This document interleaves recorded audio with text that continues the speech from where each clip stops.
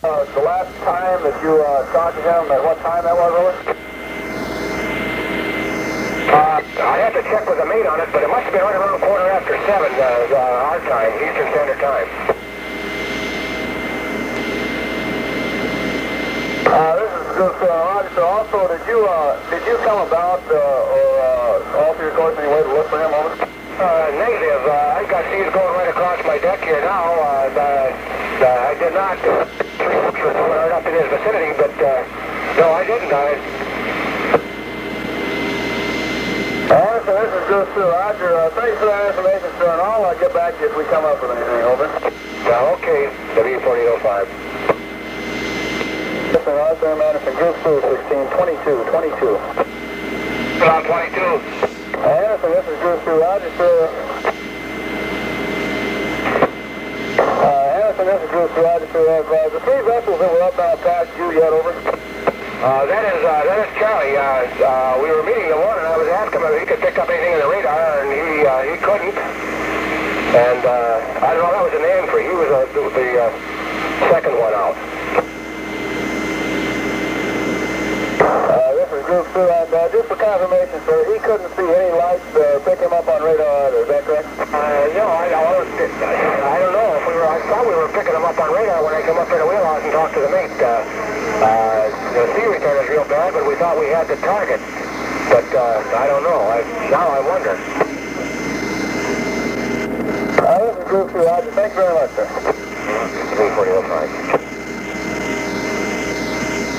Group 2, here's the mate. He was up here with the whole thing was going on. Maybe you could get some better information from him. I might have been wrong on some of what I was giving you. Lansing, Group 2, wait, out. Fitzgerald, this is Group 2, Roger, sir. Right now, we have the information we need. I can go back over it with the mate just to make sure, though. The questions we had were,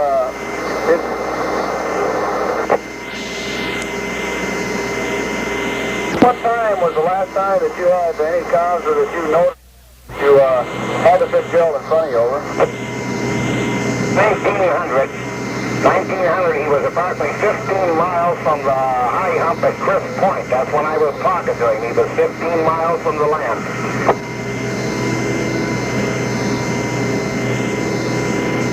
So, I understand you had him visually and on the radar, and you lost him in both respects.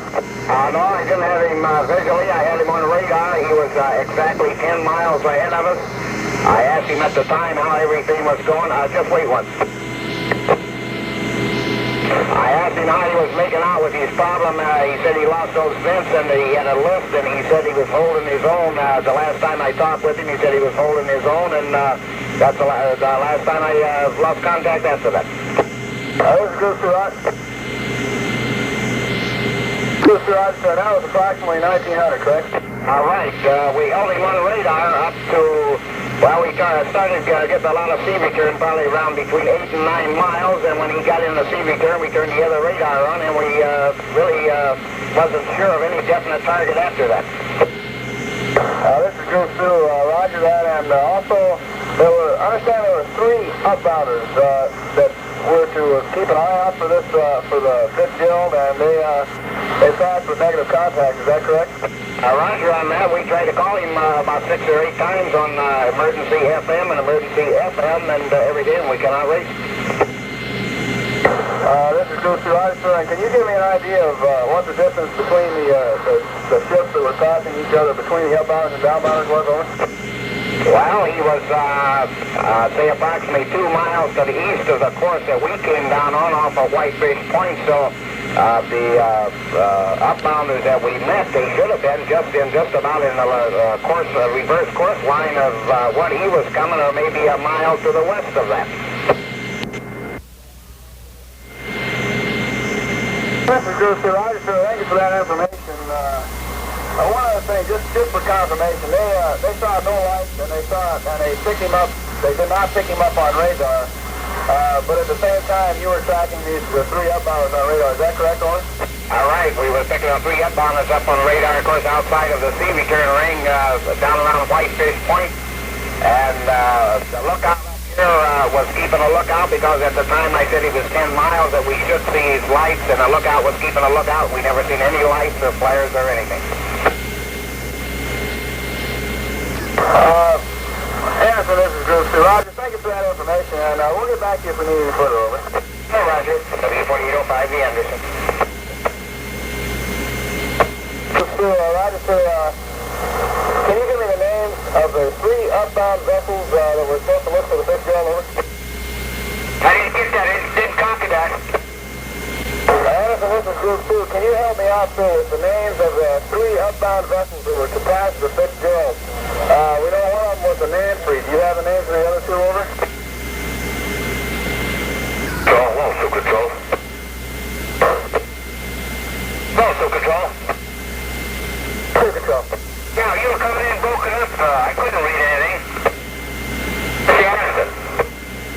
Anderson, this is control. Roger, we'd like to know the names of the 3 vessels that were supposed to pass upbound. We know one was the Manfred. Were the other 2 saltwater vessels also? Buzz. Anderson, control. Question, say again? Was the other one was a Ben-Free and one was a Nan-Free, and I just talked to the Nan-Free again. He's right up in that area. I can still pick him up on the radar. Roger, and the other was the Ben-Free, and also there should have been a 3rd vessel. Was that the 8 of 4s, over? I think I'd heard him talking before, yes. This is Crew control, Roger. Stand by.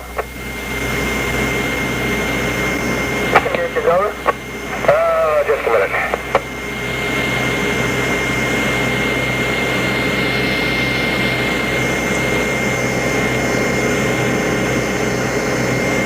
The wind is about west-northwest 40 to 45 here.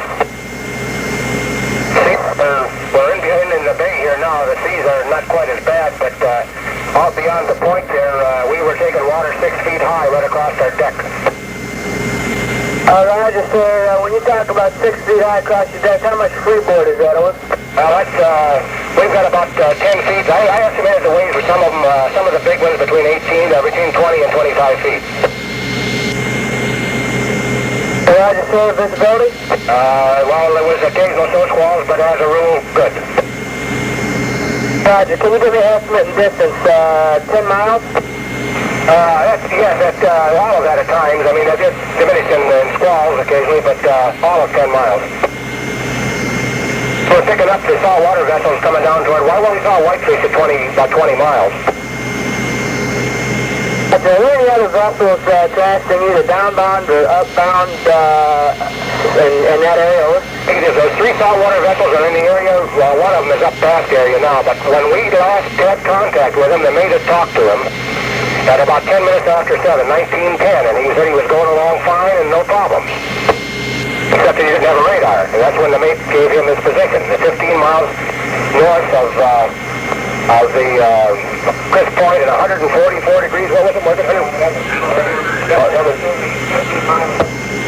He said he told him the last time he was just 15 miles from that big high landing back of Chris Point. North of it. I just say thank you very much for that information. If we need anything else, we'll be contacting you. I have negative further here. So up. Roger, W4005. Yes, this is the Anderson. Say, I was just one more thing I was happened to think about. That Fitzgerald is a weather ship, the same as we are. You might be able to check through the rain and see if through your stations up there on Grand Marais. So if he put in a position, a weather report. Roger, sir. We've been in contact with Station Grand Marais. They report that they've heard nothing to the Edmund Fitzgerald. Over. No, I was just wondering, he is a weather ship. He could have put it in the rain or any place. I was just wondering whether you could check through on that. Yeah, so this is the Crew control. Roger. We'll follow up on that. What's your present position on the weather conditions, over? We're down here about 2 miles off of Parisian Island right now. We were just getting ready to call you and give us your time at Parisian. But the wind is west-northwest about 40-45 here in the bay. But outside there, I took one seal. I got 10.5 feet of freeboard. And then I got the extra deck back there, and I took one up around the lifeboat. So there was some very heavy seas occasionally. Crew control. Is it calming down at all, do you think? In the bay here it is, but the way the fellows are couple of fellows I saw was talking up there. A couple of them wish they hadn't gone out. To control, Roger. Did you pass anybody else that was upbound just recently? Negative. The last three we met were those three saltwater vessels, the Nan Free, the Ben Free, and I can't remember the name of the other one. This is to control, Roger. We have it. Do you think there's any possibility that you could come about and go back there and do any searching? Over. Oh, God, I don't know. That sea out there is tremendously large. If you want me to, I can, but I'm not going to be making any time. I'll be lucky to make 2 or 3 miles an hour going back out that way.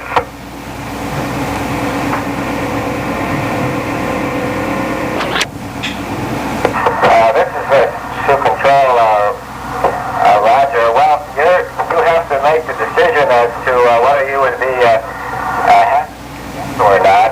But you're probably one of the only vessels right now that can get to the scene.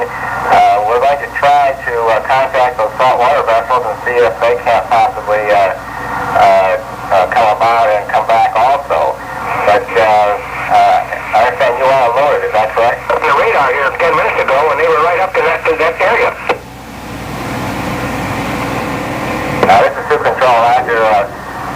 We will contact them and see if we can't get them to search in the area also. We're trying to get a Coast Guard aircraft launch to come up to the area, but I would say things look pretty bad, like she may have split apart at the seams like the Morale did a few years back. Over. This is just what I'm wondering, because the mate come up here, we laid it off, and the last known position that we had on them was 14 miles west of Copper Mine Point. And now, we had been told, we just talked to him, about then after 7, and he said everything was fine, and of course when the sea returned, never thought anything about it. But we saw there should have been ring buoys with lights on them flashing, and the visibility was good.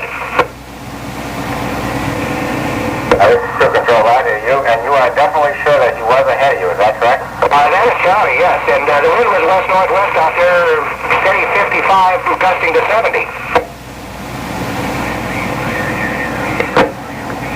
To control, Roger. Well, again, you think you could come about and go back and take a look in the area? Over. I'll go back and take a look, but God, I'm afraid that I'm going to take a hell of a beating out there on it. And if they could get a search, if you could get a chopper over there, they'd be blowing over toward Copper Mine Point, and I don't know how far in there I could get. Let me take a look at the chart again. Roger, standing by 22. Been there a little ways, but there's also 4 boats under Whitebay. I'm cleared out here at Freezing Island, but I'll turn around and give it a whirl, but God, I don't know. I'll give it a try. There's 4 vessels under Whiteface too. You better pack those anchors again. Did you read that to control? This is to control, Roger. This is the captain of the port speaking. That would be good if you could turn around and head out that way. And we're going to try to get as many other vessels that can possibly get underway and proceed to that area. Over. Yeah, do you realize what the conditions are out there? Hello there, Superintendent. You realize what the conditions are out there, don't you? It's to control, affirmative. From what your reports are, I can appreciate the conditions. Again, though, I have to leave that decision up to you as to whether you'll be hazarding your vessel or not. If you think you can safely go back into the area, I would request that you do so, but I have to leave that decision up to you. Over. I'll go out and take a look, but I know when I was about 15 miles above Whiteface, we took a sea right over the top of the hatch crane up here, and that's 8 feet up in the water too, so I don't know whether I can do it or not. I'll give it a try, but that's all I can do. Crew control, Roger. Keep me posted on your progress, and we'll be back in touch with you. Over. Okay, good evening, 45. Missing Edmund Fitzgerald in your area. Request you search an area 15 miles due west, Copper Mines Point, Ontario, and 15 miles north of Crisp Point. Over.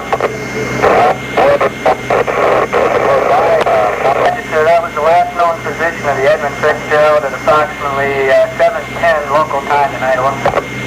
This control request to know if you will be able to come to a dead slow and still maintain headway, sir. Through control, Captain of the port speaking. We have no other vessels in that vicinity right now.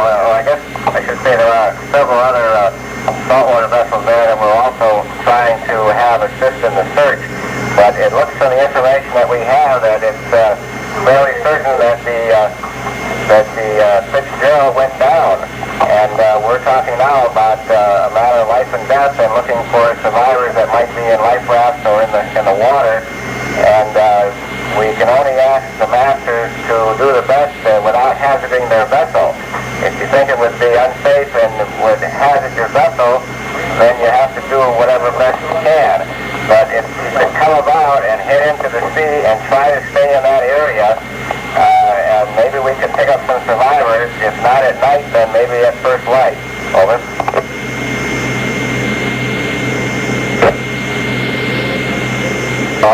Roger, we would appreciate that. Anything that you can do. If the captain feels it would unduly hazard his vessel to come about, then he should not do so. Over. Okay, go ahead. Humphrey, this is to control. Did you overhear what I was saying to Captain O'Brien, and how did you feel about coming about and searching in that area? Over. To control. Roger, understand. Request you to do the best you can and see if you could sight any sign of any lights in the water, or any debris, or any life rafts, or anything that might indicate survivors from the vessel. Over. Control. Roger, I understand. We'll be standing by on 16. Give us a call if you what progress you make and any sightings. Over.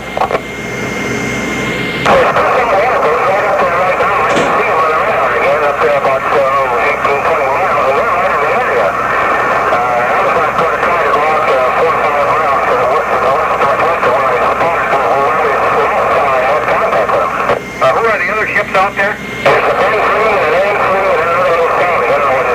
Are they downbound or upbound? Well, okay, if you hear anything at all, Bernie, give me a call, eh? Yeah. Well, that's bad. Well, let's hope he just got radio problems. Yeah, I don't. You could have. We hope you lost him in the sea return. That's all.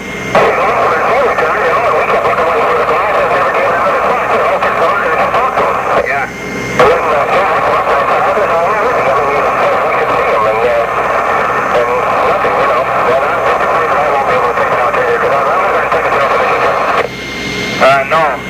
No. Well, how far away from him were you, Bernie, when you lost sight of him or lost contact with him? You never did, eh? Yeah. Well, take it easy, Bernie. What station did you call me through? Oh, I see, yeah. Okay. Yeah, okay. We'll find out there, will you, Bernie? Okay, we'll do it.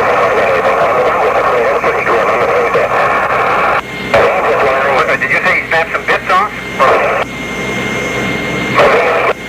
Chance he got down in there ahead of you.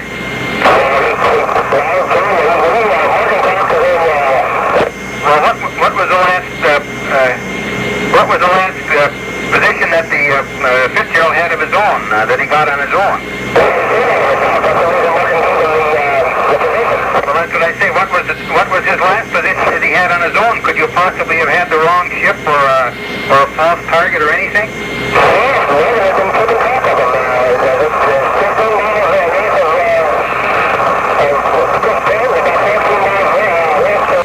Well, had the Fitzgerald seen anything himself to check on his position? No possibility then that he was someplace else, that you had the wrong ship, or we're talking to the wrong ship or anything. Okay, that answers that, I guess. Well, do you run approximately the same speed? Yeah, well.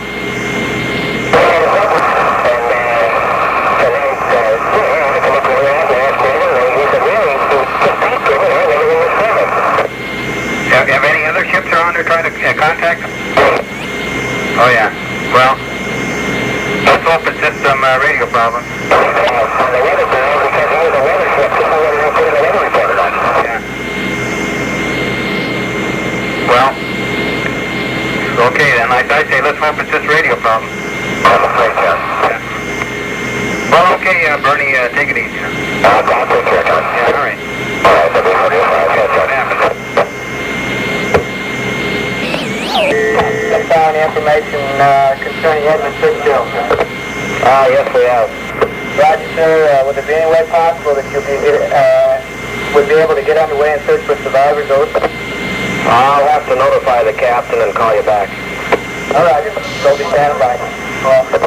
Point fast, so I'm heading up as close as I dare to Pancake Shoal, and then I'll come back up on that right ahead, put my stem right into the wind.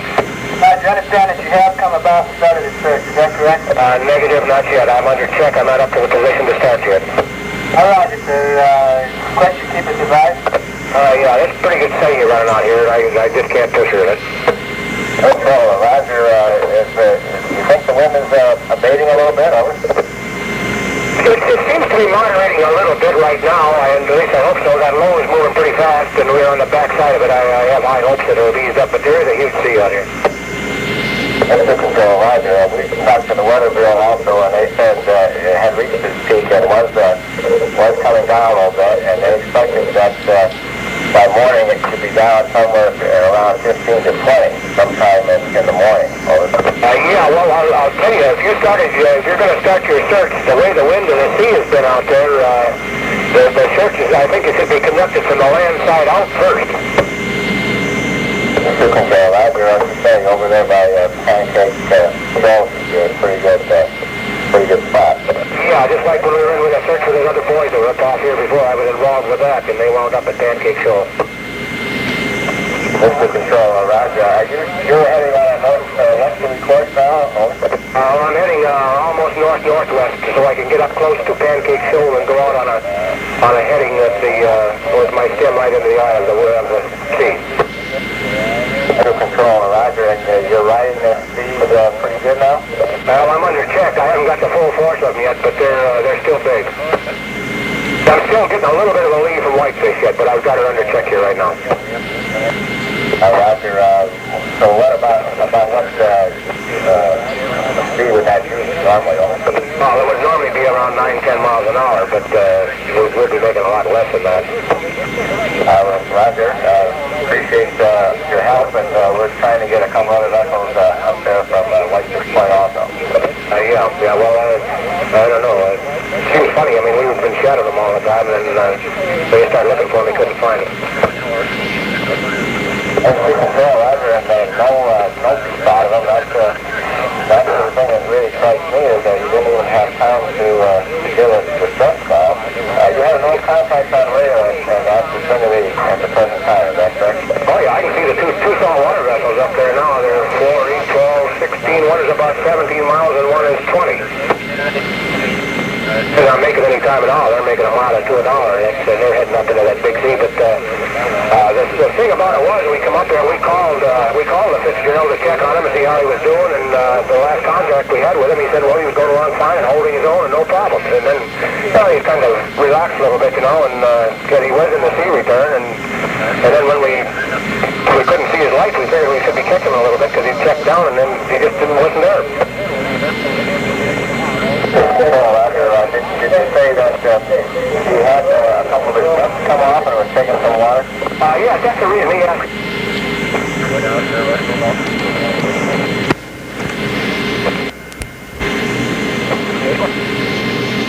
So, Roger, we're getting an aircraft control in the area now. We'll be back with you. Let's start the progress, all right? Yeah, well,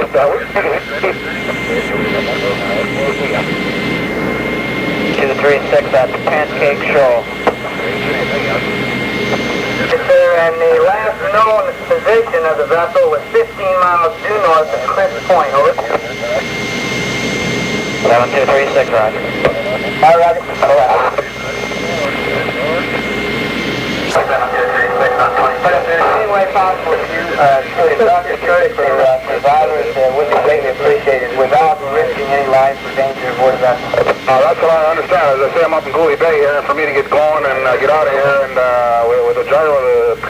thing, as I came out of the slough there this afternoon in that 55-mile-an-hour wind there, and we got going around and tried to make the ranges. Fortunately, we were able to get the ranges, and I could work there magnetically, but as I say, I'd get out there without a gyro and getting absolute course lines, and that I'd be in jeopardy with my crew.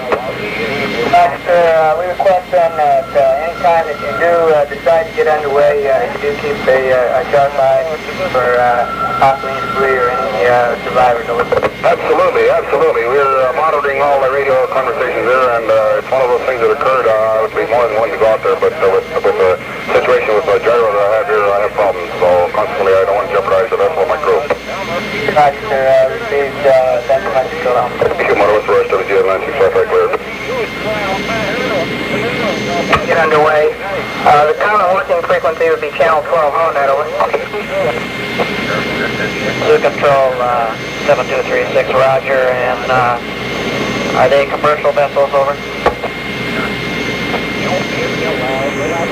7236, Zoo Control, the Anderson, motor vessel Anderson is the vessel that's presently coming around getting underway. The Hildemar Jane is also getting underway, also a commercial vessel, over. 236, what was that last vessel? Hildemar Jane, over. Roger, what's out here? The vessel you're searching for is the Edmund Fitzgerald. Standby one, let me get the Arthur Anderson on his frequency. He is the vessel that reported seeing the Fitzgerald disappear from his radar screen, and he was the last one that was in radar contact with him, and I also believe he will be the closest vessel to the scene as he gets back on scene there.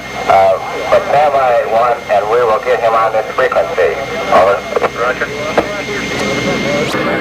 Yes, Anderson on 12. The Arthur Anderson, this is Zoo Control. I have aircraft 7236, Coast Guard aircraft 7236 on scene. Do you see him, over? Negative. Where is his exact position? Does he have channel 16? Sorry, I'm interested. Arthur Anderson, Coast Guard, 7236, channel 12. Yes, this is, can you see us coming out here? I don't spot you at all. I've got 5 vessels out here. Well, I'm the one that's heading out. I'm almost out to Whitefish Point. Can you see the point there? Roger, can you flash your lights? I'll put my searchlight in the sky. Sounds good.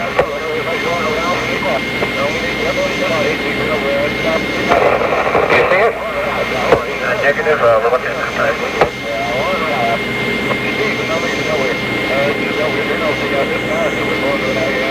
You pick me up yet? Negative. Oh, Coast Guard aircraft. Anderson, 7236, negative. We have 3 ships close aboard Whitefish Point there. And presently very They're in fact there north and west of Copper Mine Point. Whereabouts is your position at the present time? It appears we're beam on Whitefish Point. You should see us there. We'd be the only ship down here that's off of the point proper. Roger. 7236 is Zoo Control.